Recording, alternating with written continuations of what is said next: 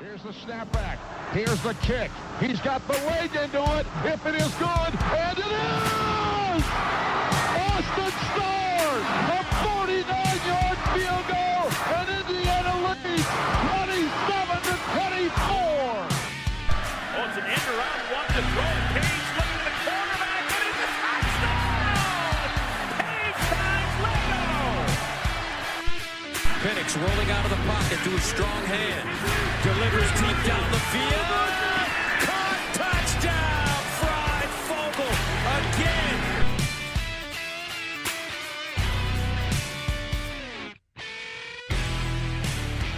They're back from quarantine, unmasked, and ready to spread the news. Welcome to the OEO podcast. I'm your host, Michael Bragg. You can find me on Twitter at Bragley. It's Braggley. I'm here, as always, with my cleared, antibody-filled co-host, Brandon. You can find him on Twitter. It's at Brandon Dubich. Brandon spelled traditionally, Dubich, D-U-B-I-C-H. And I'm going to switch it up a little bit. Joining us, as always, also antibody-filled, back to work, producer Seth. You can block him on Twitter. It's at SayTop5, SETAH5. Welcome back, sickos. What's up, Brando? Clear eyes, full hearts, all antibodies. Can't lose. There you go.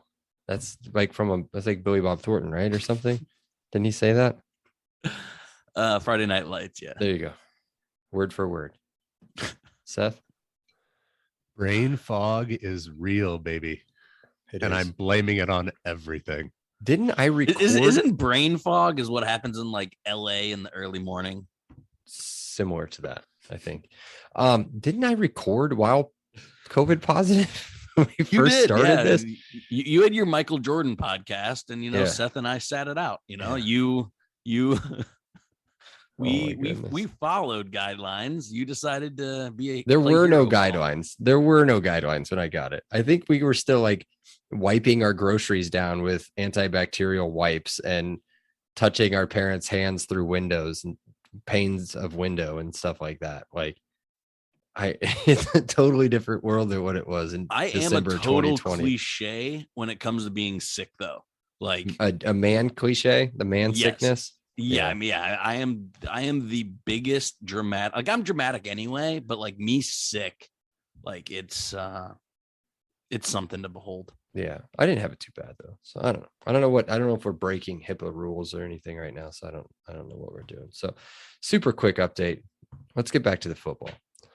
We've offered a high school quarterback that nobody's heard of, but looks pretty darn good, I think, for being unranked on most platforms. His name is Brendan, not to be confused with Brandon. Brendan Yo, what up, guys? Sorsby from Lake Dallas, Texas. Nice high school there. He will be on IU's campus this weekend. He's a dual threat kid based on the highlights I watched. I mean, I'm an expert basically. Throws on the run well. We'll see. I don't know. I don't know what to expect. Who's the Mr. Football in Florida we got like a long time ago? Do you remember him? Jeremy Finch? Is that his name? No, I thought it was Nick. I don't know. I think it was Jeremy Finch, maybe. he That's went the to, kid like, the kid that went to Florida and then transferred. No. He in high school. He played in like pretty high, like 6, 7A, which is almost the top. And he was like Mr. Florida. And then he came to IU and like couldn't sniff the field. You're talking about a quarterback. You're talking about a quarterback. Yeah. And then he went to like Florida International or somewhere and started. Oh, is he the kid? I can see his face. I'm trying to look up in the commitments on 247 to see if I can find him. That's what I feel like this is, right? Like you either you find a guy like this, you see if he is truly under the radar, and if he isn't, he'll sort himself out in a year or two. Like there's a reason there's 85 scholarships, and this is one of them. I mean, I see absolutely no reason to not take a flyer on a guy like this. If he's the 84th, 85th guy on your roster, you could probably do a lot worse. Yeah, it's a body. We need a body there, a scholarship kid. It's gonna eat me alive. I'm gonna have to find that. Yeah, I'm kind of looking and talking at the same time. It's made for podcast kind of stuff. I'm trying. It's got to be before 2016. Yeah, I'm on 20. Yeah, I'm on 2015 I'm right on now. 15 right now. It doesn't matter. We don't have Austin King is who I was thinking of, but he's from No, Georgia. that's from Georgia. Yeah, no, this kid's from. It's after that, so it might be. Was it Andre Brown? No, he's from Georgia too. No, Andre Brown. I don't even remember. Him I kept ever calling him sniffing our field. Tim Tebow because he looked exactly like him. 14 then? I mean, when did you start paying attention? I started paying attention like 2012, 2013 when we started tailgating together. Gotcha. But anyway, we can keep going. I'd rather do this. It's I'm just kidding. Yeah, let's keep it going. So we were off. Well, they were off last week, which means that I was off last week because you guys don't really care about me. You guys care about them. So talent. That's right. So we missed some things. Brandon, we got ourselves a quarterback. We do. Connor Bazelak. Their Missouri transfer, 2020. I'm calling him SEC. Baz. I'm 100% calling I'm going him with Baz. That's better than Bay, I guess. 2020 SEC freshman of the year. I think it was co-freshman of the year in 2020. 6'3", 215 pounds. Perfect quarterback body. Could be a little taller, I guess, but that's fine. Career stats, though. This is fun. 66% completion percentage. He averages over like 2,400 yards in both the full seasons that he played. Quarterback rating of 63.1 or a QBR of 63.1 and a rating of 130.5. Just to give you an idea compared to, for all the haters, I guess, to compare to Michael Penix of last year, his QBR was 51.1. So 12 points higher than what he was. Now, I'll get through these things real quick and then we can talk about Connor. He's not a huge threat on the ground, but can run the football. They ran a lot of read option with him, but he didn't use the option part of it too much. I called him, I think, to you guys, maybe it was to somebody else. The SEC Peyton Ramsey. Doesn't he remind you of Peyton Ramsey quite a bit? He's got a good arm, though. 100%. Yeah, he's got a really strong arm. And I think, Brandon, you can correct me if I'm wrong, he was ranked at that time and might still be the number 8 ranked transfer in the country for this season. Yep. Maintained his 4-star rating out of high school. I think he may have gone up. Let me look up that list. The names he's above were guys we were drooling over. Yeah. Like guys that were way above him, and at least in my pecking order. But as far as like rankings, he cleared all of them. Yeah. So he's I like him a lot. Is he gonna, knock your socks off when you're like, oh, we got Connor Bazelak? No. But is he a solid quarterback? Yes. 66% completion percentage. If you go through his highlight tapes, he goes down the field when it's available. I'm not sure if that's a system thing. I'm assuming it is with Missouri, and Missouri usually has a pretty decent wide receiver group. He's down to 9 because Jackson Dart went into Well, there you go. So it's still a top 10 ranked transfer in the country out of 500 plus. I think it was 575 on the weekend. That's what I saw on a message board or something like that. So you're talking almost 600 players in the transfer portal. He brings SEC experience. He played two straight seasons with a ton of football under his belt. He'll have 3 years, Brandon. Is that right? Yep. Because he redshirt freshman last year didn't count. And so, or 2 years ago didn't count. And then last year was his full year. So he'll have 3 years to play. And Seth asked a good question in the chat. Does he walk right in? I'll let you answer that question. Yeah, I mean, absolutely. I think Tuttle is complete. We talked about this on the previous podcast. I think Tuttle is completely fine coming in as QB2. He's comfortable in that role. He knows there's opportunities there for him. I think Donovan McCulley got a taste of like, okay, this is Big Ten football and I'm not ready. So I don't think Donovan McCulley is coming in saying, I want to start right away. And Dexter Williams knows he's coming off a serious injury. So, I mean, that's our room. Connor slides right in. Obviously, all the coaching, he has to earn it. No one's penciled in right now as QB1. All that, Pagano coach speak that I'm not going to give. So of course he's going to have to earn it, but I mean, let's not fool ourselves. Baz is our day one starter. Yeah, there it is. That was flawless transition into his nickname. So yeah. And some of the guys, I wanted Casey Thompson from Texas.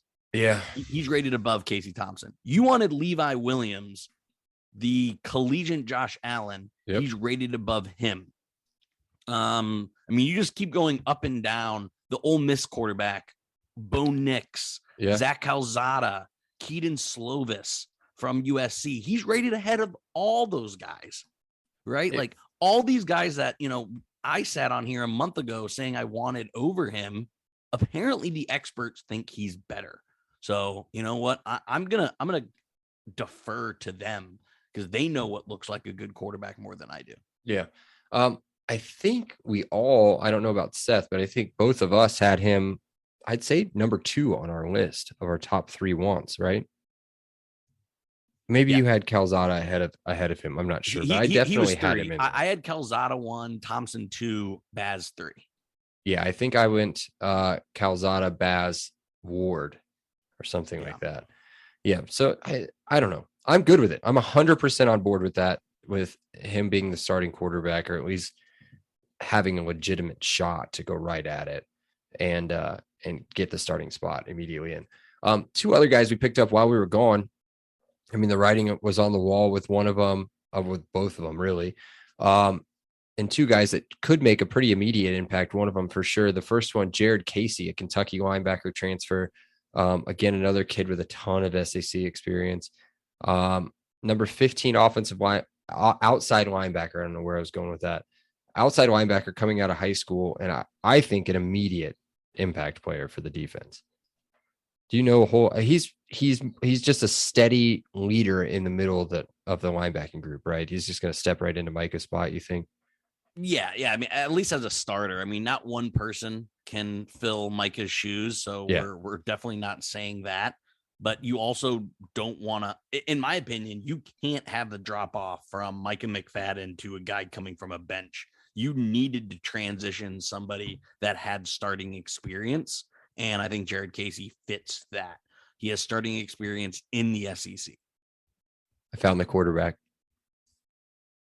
Nick Tronti. Yeah, I said that 5 minutes ago. In the Did chat, you? bud. I was not listening. Yeah, it's okay. You were actually paying attention while Seth and I were chatting back and forth. Oh, it's in the chat. Yeah, he did end up at FIU or FAU. Oh, come on, man. I know my stuff. Look at you. Oh. Man, I'm so disappointed. He never saw the field. We had some good quarterbacks back in the day. All right, cool. Back to the pod, I think. No, Jared Casey is a very solid addition. Not as exciting as the next addition, though. Yeah, really? You're that excited about Miles Jackson? I am. The UCLA, is he? Do you think he plays off the edge at stand-up defensive end, do you think? I don't think he's Ryder Anderson, but I think again, kind of similar to Jared Casey, we don't know who's behind Ryder Anderson, right? Mm-hmm. Like we don't have someone on our roster that's a known commodity that can fill Ryder Anderson's role. This guy can. And I think edge rusher is so much more important of a need than middle linebacker it is to that defense, right? Like our edge rushing already wasn't great. It was a huge question mark. He fills a bigger hole, I think, than Jared Casey does. Yeah, I agree with that. And the guy's all swag too. He's super swag. Super swag. Did you see the picture with maybe it's just his mom? I can't remember who else was in the picture.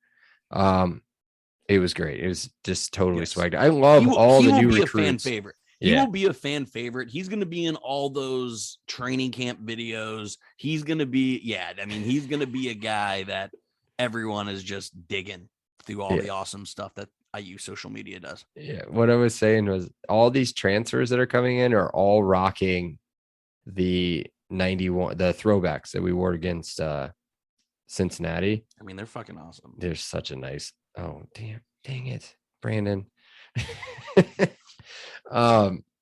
They look so sick. And I think they're coming back again for next year at least. Hey, we added a couple other people that aren't going to play the football, but they're going to coach the football. One of them just learned about today, but we're not going to talk about him first. We're going to talk about the new defensive coordinator and linebacker coach. I spelled coordinator wrong on the outline. That was cool. Chad Wilt, Brandon, tell me what you know about Chad Wilt. Yeah, I mean, this guy came very disputed. I mean, you look at his resume, and it's crazy he isn't coaching somewhere. He has been just about everywhere. I mean, he's been in the ACC, he's been in the Big Ten, he's been out west. Was it Mountain West or was it Pac? I think it was Pac-12. Anyway, this guy he's been a defensive coordinator before. He's been a position coach. He's been all over the country. I mean, he went to college in Indiana, so I'm sure he still has connections here. I mean, his recruiting was great on the defensive line, at least his recruiting is in his development at Minnesota. He's got 3 guys that are pro prospects for next season in the NFL. And bear with me on these names. Ezezi, we'll just go Ezezi Otomawu, sure, defensive end. Boy Mafi and Niles Pickney, all on the defensive line, all being looked at to be drafted this season or next season in the NFL. So, and all developed underneath his watch. So there you go. Let's look at the next guy that we added that I was fairly surprised at when I dug really deep into his resume. The new defensive line coach. And if there's any position on the defense that needs a coach, it's him. Seemed to come out of left field. I mean, there wasn't a ton of connections with this one. I like it, though. I like where he's coached. Let's talk about it. His name's Paul Randolph. He's a Canadian football player, professional Canadian football player. I think he's just a Canadian. I guess I could have said that. But defensive line coach coming from Texas Tech, where they were ranked 31st. When you think Texas Tech, what do you think? You think defense, right? No, I think Patrick Mahomes. Yeah. You think nothing but like 63 to 62 games all day. And well, they were 31st in the country in TFLs last season, which is pretty impressive. So I'm looking at his experience as far as being a co-defensive coordinator as well as an associate head coach. I think Brandon got those two mixed up. I'm just going to go ahead and throw that out there. But are you in the chat? I did get those two mixed up. I don't have the chat pulled up. I got Randolph's resume and Wilt's resume confused here in my outline. I apologize. He recruited the monster defensive line that Pitt had like a decade ago. Like before I really became an IU fan, people know I was a Pitt Panther fan, and this guy was a recruiting monster and kind of built Pitt's defense into what it was in the early 2010s. He didn't recruit Aaron Donald. I don't think they actually had any carryover, but like Aaron Donald went to Pitt because he was going to a defensive line group that had a reputation of putting people into the league.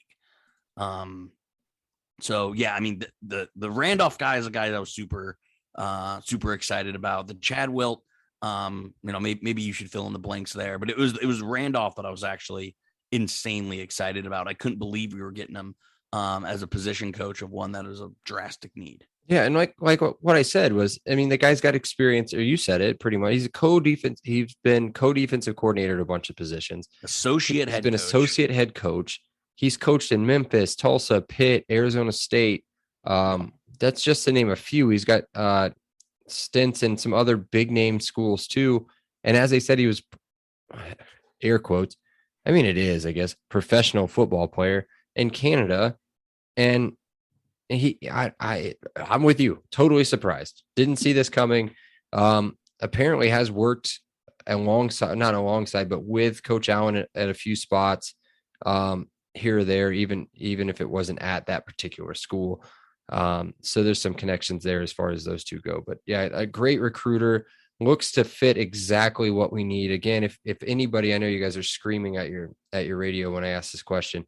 If there's a spot on the defense that's a big weakness, it's on the defensive line, and that's where we need as much improvement as we can get. So just real quick before we move on and get to everybody's favorite part of the podcast, we've updated the schedule.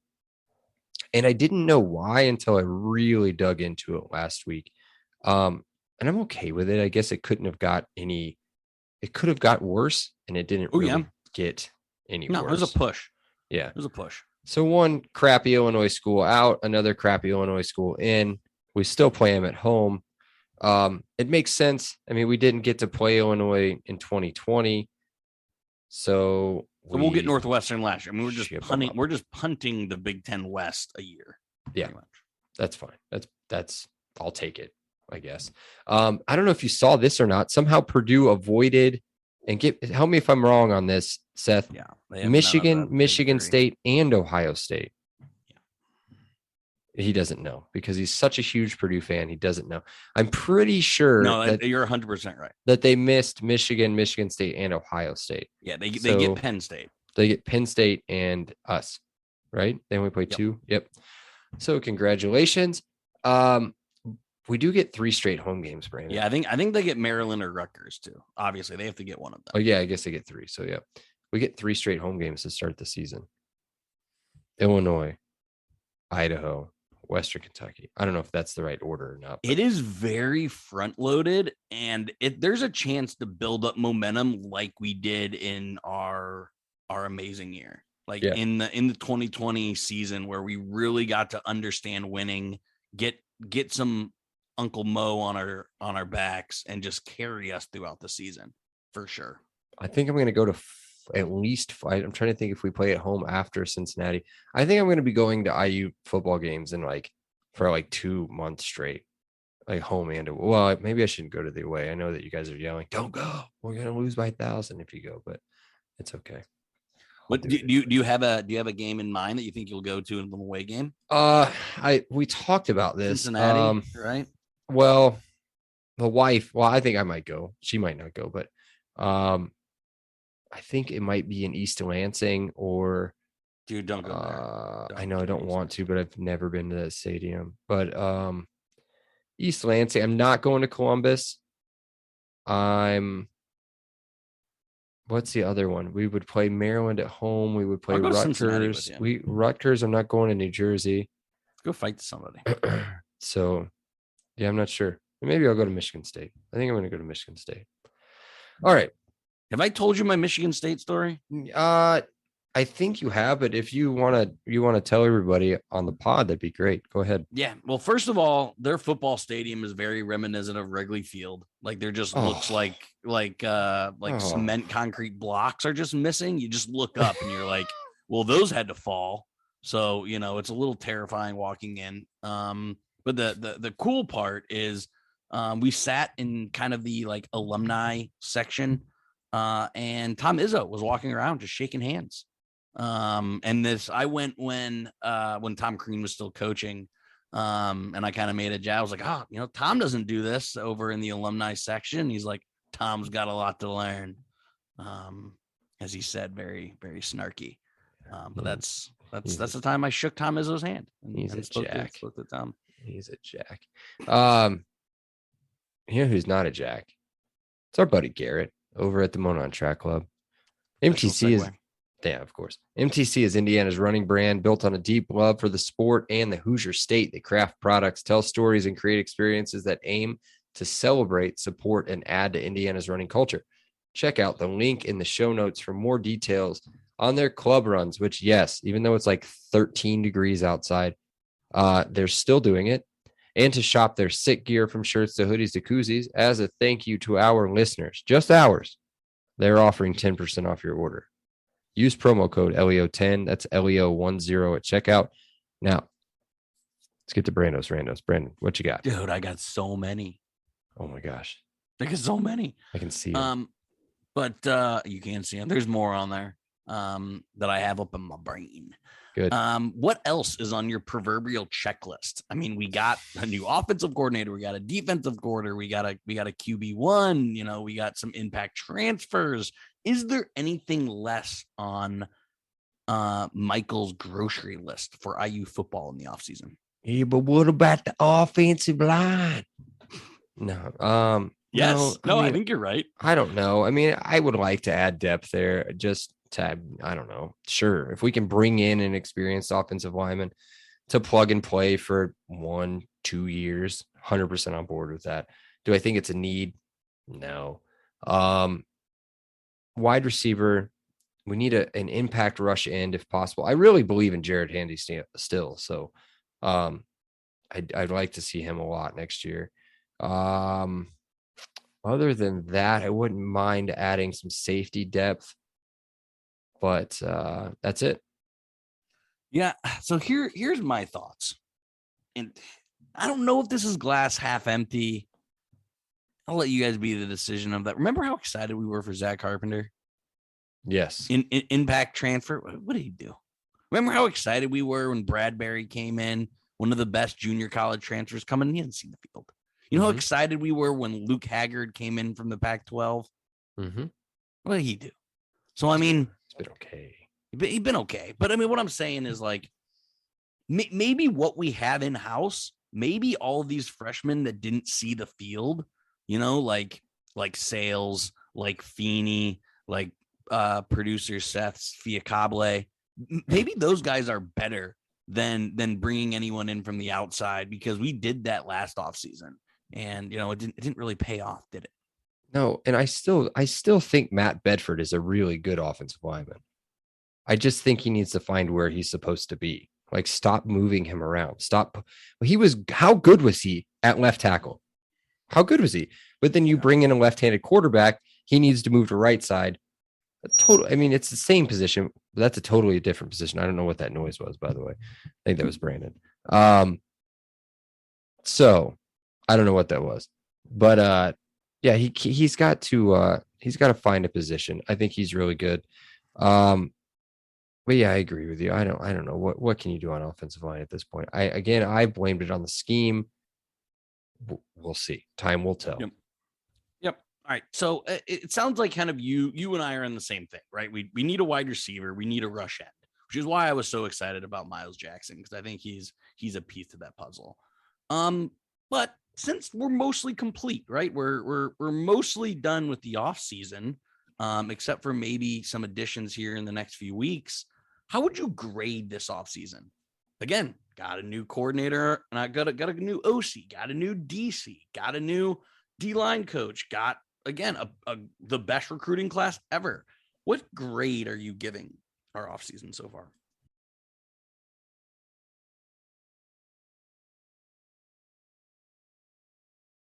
Give me an A- with the potential of an A, a very high A, borderline A+, depending on the curve.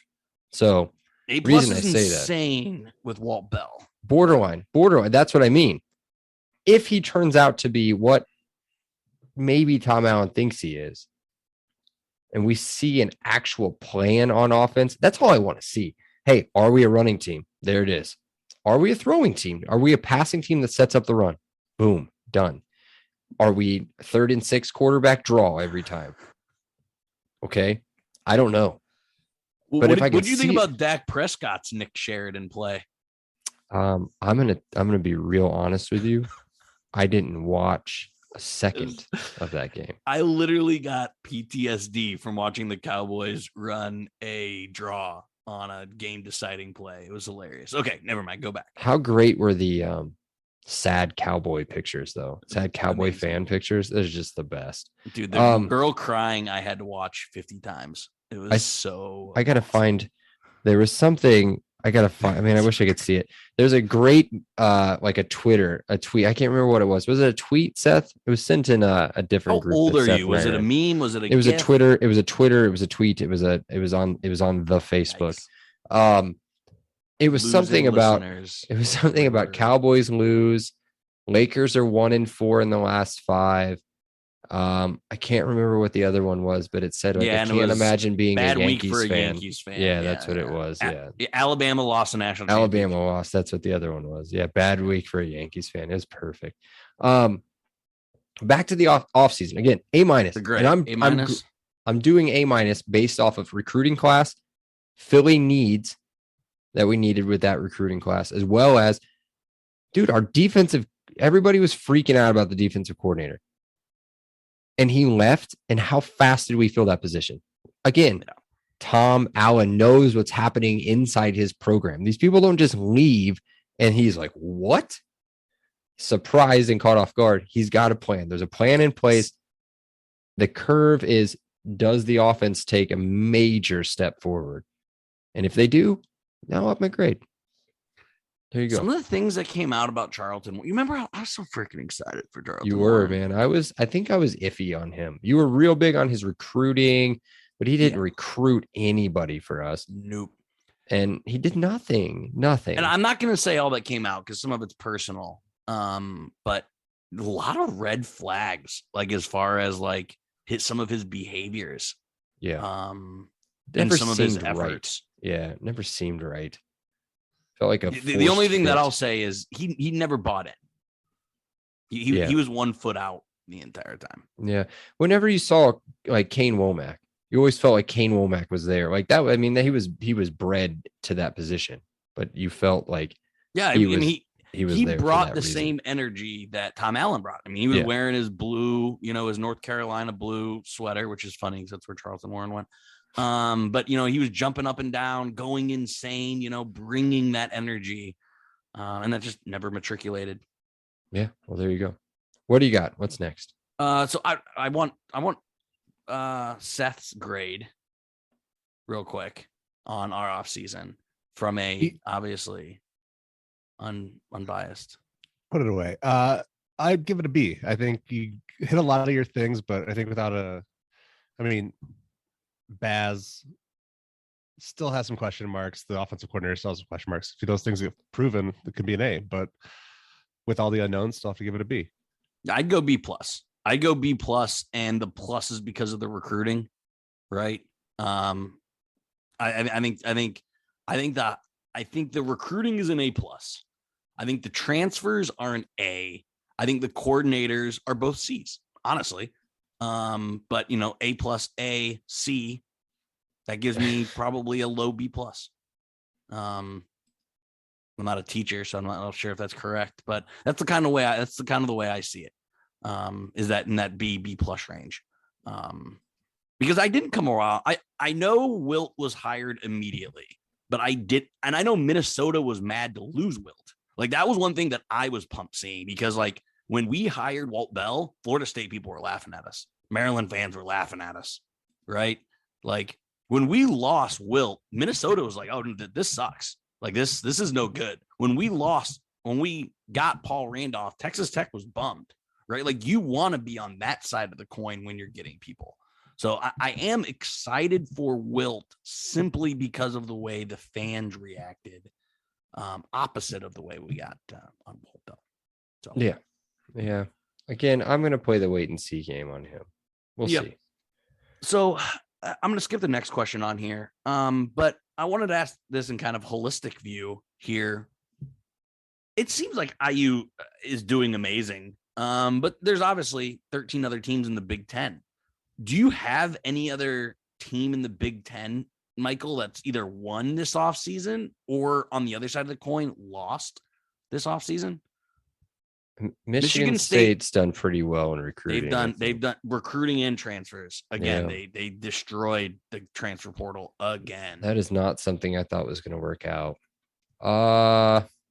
I don't know. I mean, you could basically pick any team from the West, maybe bar Wisconsin and Purdue, maybe, and just say they've had a bad offseason. I guess Nebraska lost their quarterback.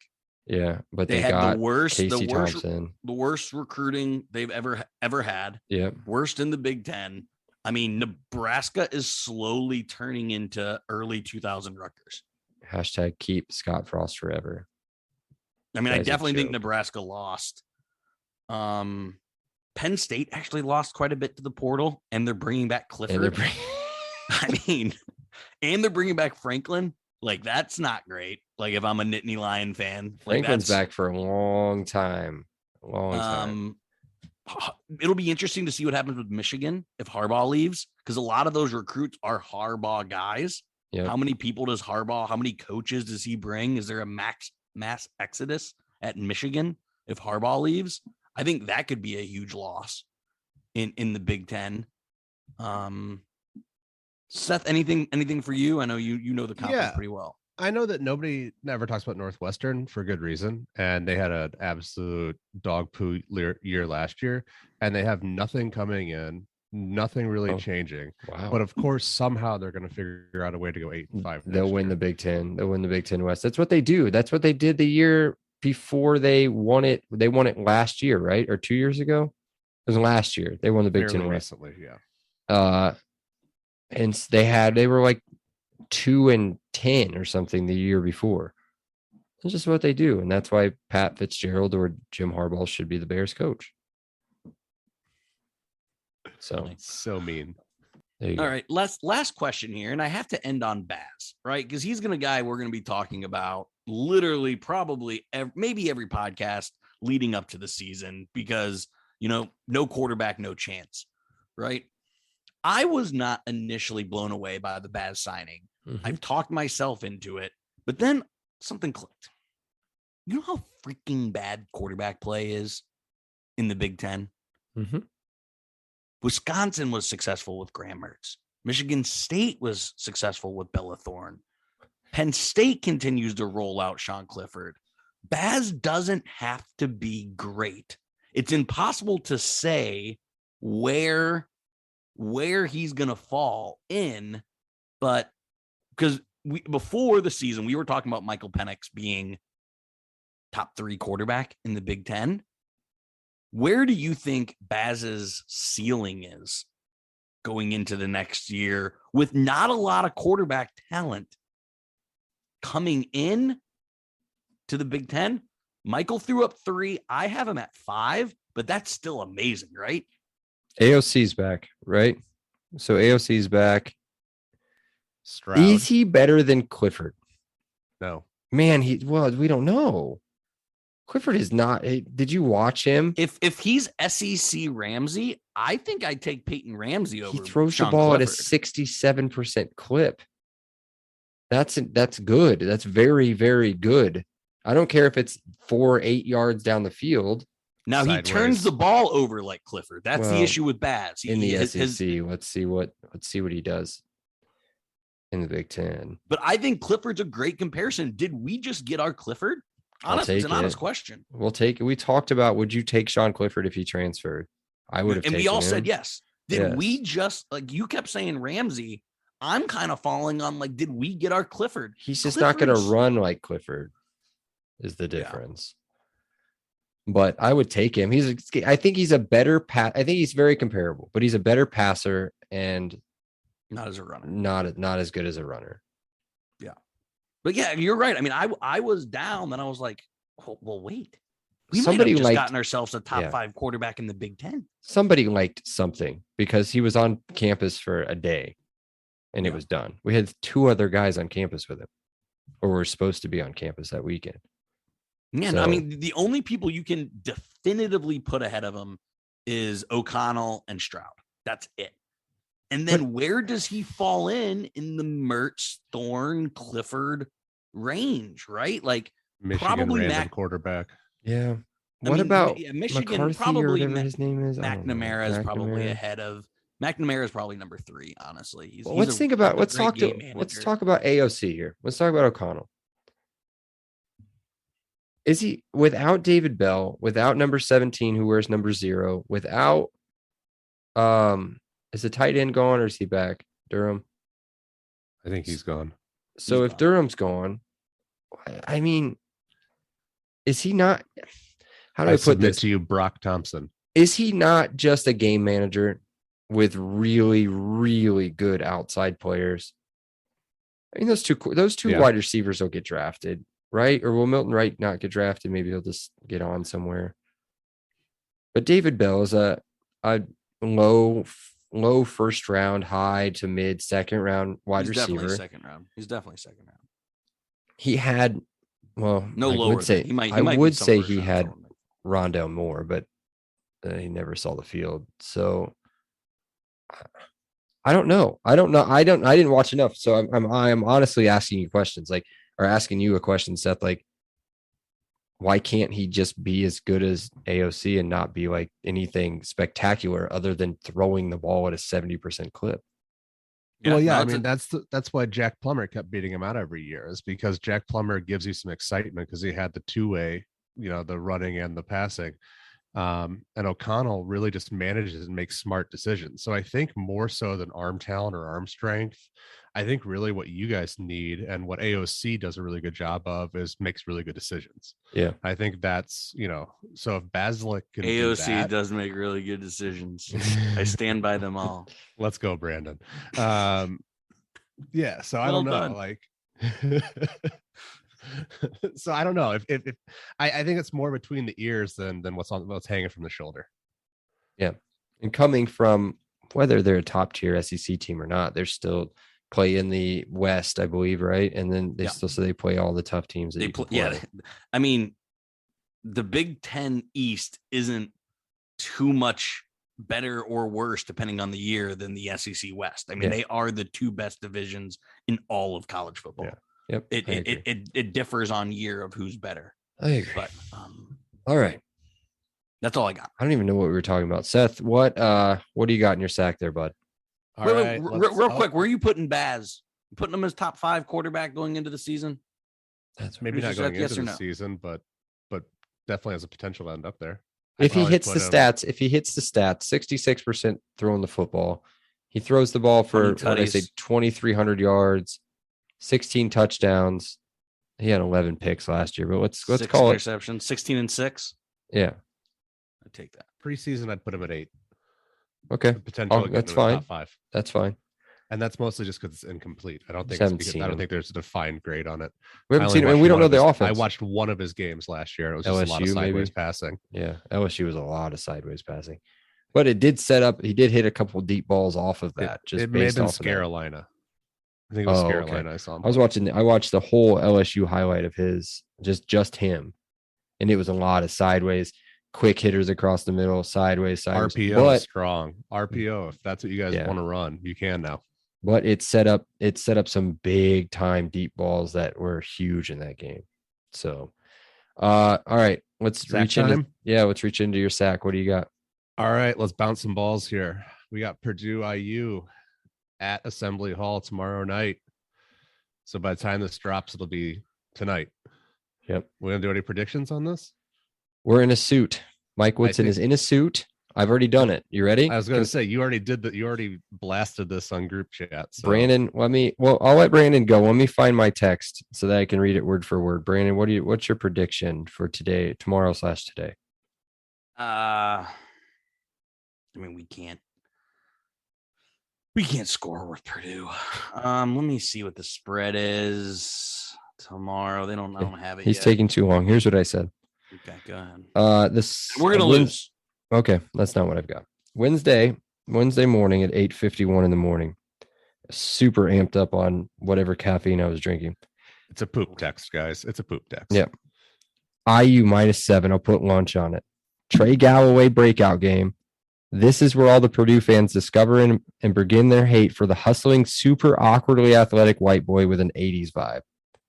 End quote. Trey Galloway is back. I don't care what he's got on his left hand. He's going to dom, bro. He's going to dom. Your big, giant 7'3" stick figure is going to be down there trying to dribble the ball, 7'4", and he's going to go between his legs and steal the ball from underneath him and go down and dunk it on the other side at least 3 times. So are you going outright, or are you just saying? Yeah, -7. IU -7 in Trey Galloway breakout game, and I'm putting lunch on it. All right. Okay. 77-65 Purdue. Jesus. In a suit. We're undefeated in a suit. All right. So my other one is, there's a couple IU basketball players that I can't stand. Good old Kirk Raccoon Eyes Haston. I have some Tom Coverdale issues, but that's mostly because of you guys and your Christ complex with him. So is there a Purdue guy? Is it Matt Harms? Is that the guy who do IU fans hate from Purdue? It's the most recent one. Was it Chris Kramer? Does Brian Cardinal still count? Isaac Haas was really fun to make fun of. I mean, he was an easy target. The last one was the one that was screaming at the fans. The dude that was screaming at the fans with his terrible hair and his giant. That guy sucked. I don't know. Purdue does like, I'm not from Indiana, right? Like I don't have, I like Purdue's, like I hate Ohio State. I hate Wisconsin. I hate Michigan State more. Like I hate Drew Neitzel. I hate Aaron Kraft. I hate Everybody hates. Yeah. I hate Bruzewitz. Like watch his face when I say it. Watch his face, Seth. Brad Davidson. Yes. See, like I don't know. Like I know I'm like supposed to hate Purdue, and I just kind of don't. Like there's these other teams that I guess I hate more because I'm not from Indiana. I don't have that hate. Like I said, I mean, I'll say welcome to hate Bruzewitz. Yeah, I think Davis. Oh yeah. So no, Chris Kramer is my number one, but then also who was the guy? Yeah. Who was the guy last year? The big tall guy with the weird hair, blonde hair. They got Harms from 2 years ago. Harms. Yeah, Harms. Was it Octius that like flexed on us? So I guess they're like, yeah. I'm gonna say Isaac Haas and Octius because that flex made me want to punch a TV. Yeah, Brian Cardinal for sure. I can't remember anybody else. No memories of Brian Cardinal. I don't remember anybody else between like Brian Cart. Maybe you guys just weren't good. I mean, there was a long stretch where you guys weren't very good. But Brian, you had a Hummel there for a while. Hummel, I didn't hate though. You shut your mouth about Robbie Hummel. But yeah, don't speak Juwan too loud. Johnson. Don't speak too loud. He'll break another ACL. Good. Right. Juwan Johnson. I want to talk basketball on this podcast. Yeah. 2 basketball related questions. I appreciate that. Who's your least? it. Okay, no, I guess you already did that.